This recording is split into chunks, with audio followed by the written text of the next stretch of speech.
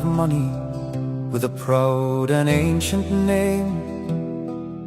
He lived among the wealthy, and he had no need for fame.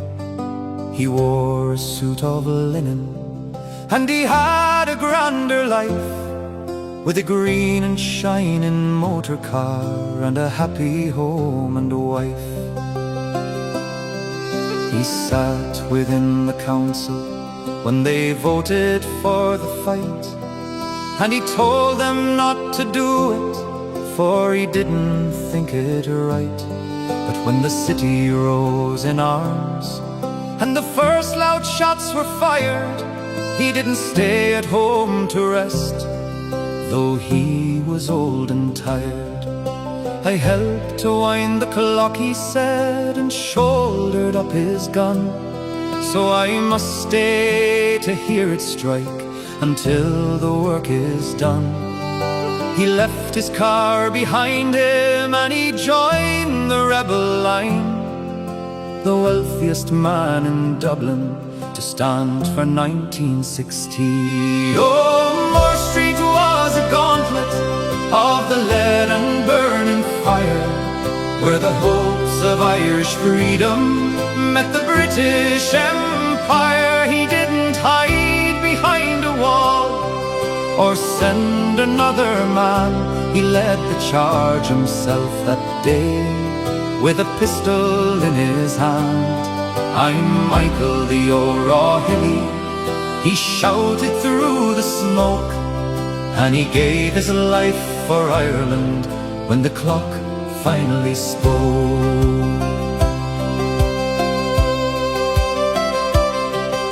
The roof was crashing downward, and the walls were glowing red. The air was thick with stinging soot and the smell of burning lead. The GPO was a furnace now, no place for men to stay, and the British guns on Moore Street were blocking up the way. He looked upon his tired men and he saw they had no chance, unless a few would sacrifice to lead a brave advance. I'll need a dozen volunteers, he called above the roar, to clear a path for all the rest and even up the score.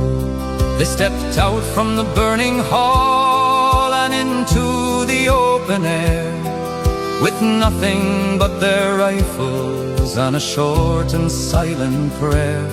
He waved his hand to give the sign and let out one loud cry.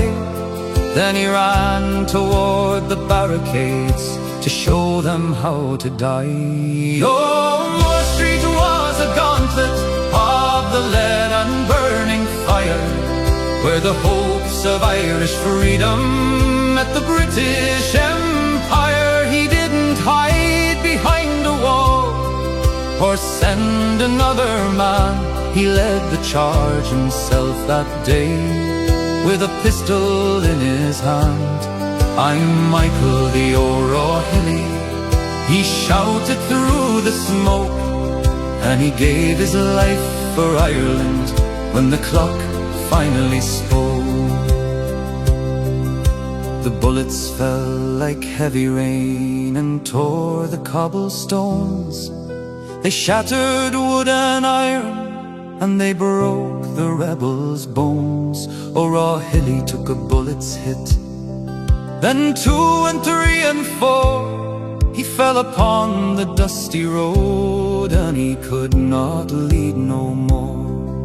He didn't die a sudden death, he didn't leave the fight. He crawled into a doorway just to get out of the light. The British guns kept barking out from every window frame, while he dragged his broken body into a narrow little lane. He lay there in the shadows as his life began to ebb, tangled in the wires like a fly within a web. The street was filled with fallen men, and the city air was cold as the final hours started for the man so brave and bold. Oh, Moore Street was a gauntlet of the lead and burning fire, where the hopes of Irish freedom met the British Empire. He didn't hide behind a wall or send another man. He led the charge himself that day, with a pistol in his hand. I'm Michael Leo O'Hilly, he shouted through the smoke, and he gave his life for Ireland when the clock finally spoke. The night came down on Sackville Lane, and the world began to fade. He lay there in the silence and the mess that war had made. He pulled a crumpled envelope from the pocket of his coat, and with a trembling pencil he began to write a note.